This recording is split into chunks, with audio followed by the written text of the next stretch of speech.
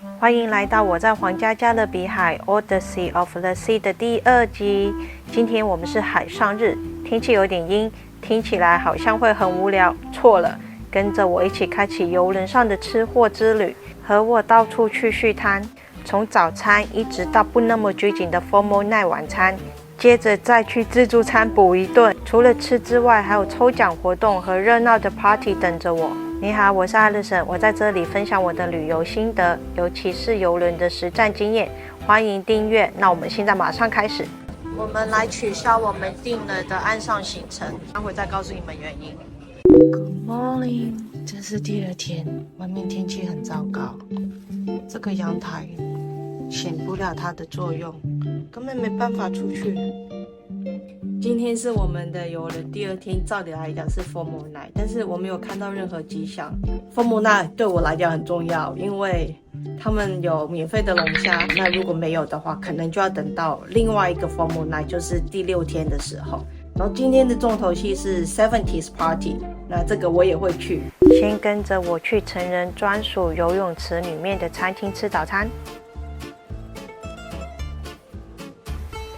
因为今天是海上日嘛，所以我们想说自助餐一定爆多人的，所以我们就来这里简单吃一个早餐。这里的选项虽然不多，但是精华都有了，松饼、waffle、French toast， 还有现叫现做的莱姆蛋，通通都有。这是 Lux， 如果可以烤过那就更好了。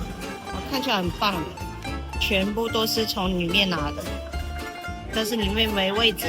一大早就在室内游泳池旁边吃早餐，是不是很享受？吃完早餐之后，去自助餐点一杯特别咖啡 ，Refreshment Package 一天要30多块美金，当然要好好利用咯。再顺路借2条沙滩毛巾，我打算今天早上都在这个室内游泳池待着。这个看起来很大的游泳池，其实是有几个小池组合在一起的。而且虽然是温水游泳池，但其实温度没有调得很高，所以呢还是有点冷哦。就在我悠哉享受着咖啡的时候，我先生提醒我说10点半不是有抽奖吗？你还不赶快去？本来我兴趣缺缺的，因为我一辈子也没中过什么奖啊，所以就不想花这个时间去。后来就想说就去嘛，当作是拍些素材给大家看。我就马上起身，从16楼跑到6楼的剧院。没想到我中奖了！妈，你女儿中奖了，中了一条男用的竹炭小号内裤。没想到我也有中奖的一天。现在呢，我们要换场地，到下一个地方继续抽奖。同一张票可以在2个地方抽奖，好忙啊！最大的奖不是我没有中，只中了一条内裤，但也不错，有中奖都是开心的。抽完奖刚好午餐开始了，同样也是在室内游泳池里面的餐厅吃。逛了一圈之后，发现午餐的选择好少啊，早餐还可以接受，午餐的话还是去自助餐吃好了。走去自助餐厅的路上看到有 tacos， 所以就拿了一个来吃。这是他们的 tacos， 我还是觉得嘉年华邮轮有最好吃的 tacos。下午3点，现在到处逛逛，看看有什么可以做的。我们来取消我们订了的岸上行程，因为我不想在这里花太多钱，待会再告诉你们原因。今天做这次excursion是你要说的。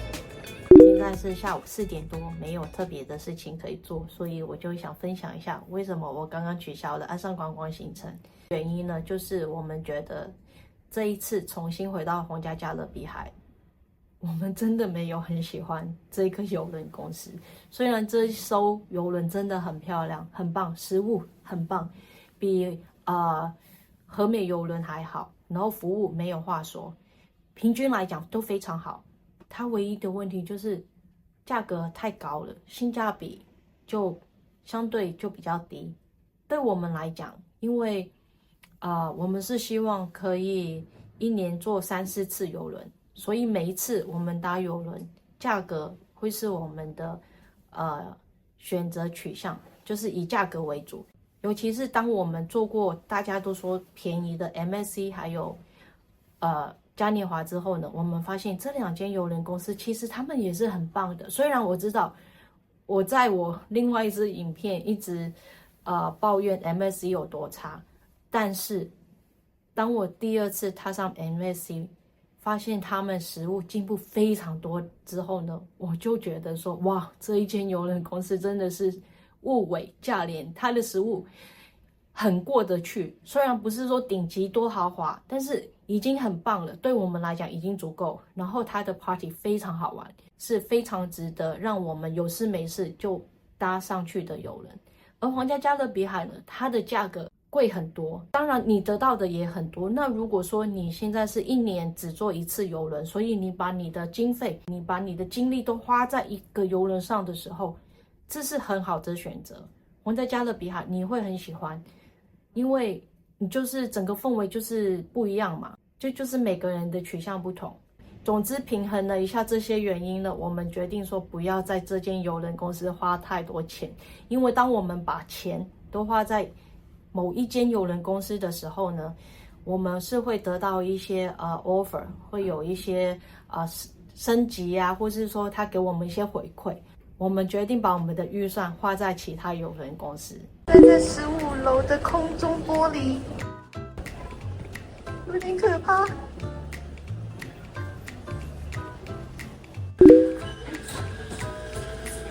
这里好多好吃的，但是真的没办法每样都吃。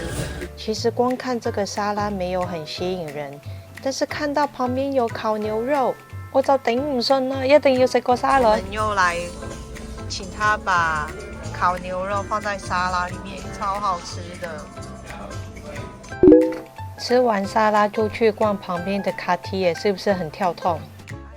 哇，他们好多选择哦，因为我在嘉年华看到的选择很少，大概只有2-3款，这里超多的。基本上所有经典的系列这里都有了，而且还有不同的尺寸。我刚刚试了几款卡地亚的手表，哇，真的好漂亮，但是太贵了，而且很不保值，所以不要买。我想来玩碰碰车，但是人超多的，因为这是第1天，才刚开放了1个小时，隔天再来吧。结果隔天来人还是一样爆多的，整个航程我都没有玩到。这里真是小朋友的天堂。尤其是海上日的时候，这里人爆多，每一个免费的游戏都被占满了。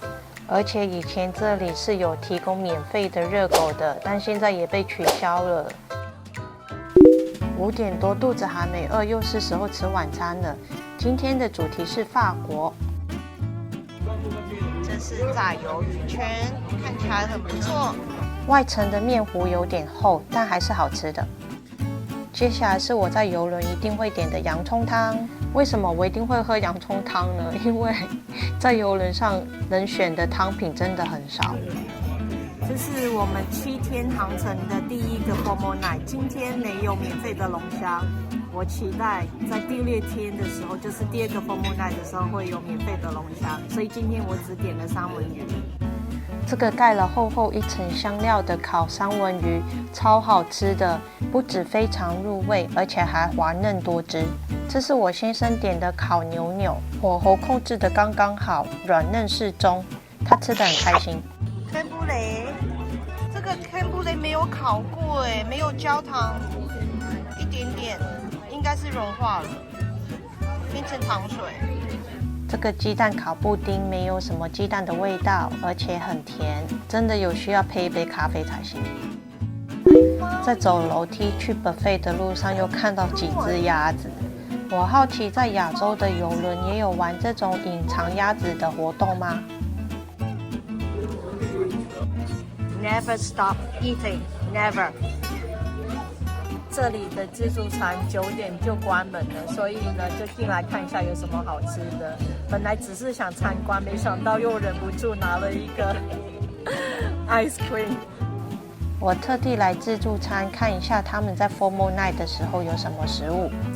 他们的晚餐食材也很棒耶，这里的自助餐摆盆好看，食材新鲜，而且味道很可以，而且亚洲菜的选择也算是多的。除了客制化的炒面之外，还有印度菜，非常赞。已经不记得吃了几餐了，但现在是时候去看个表演。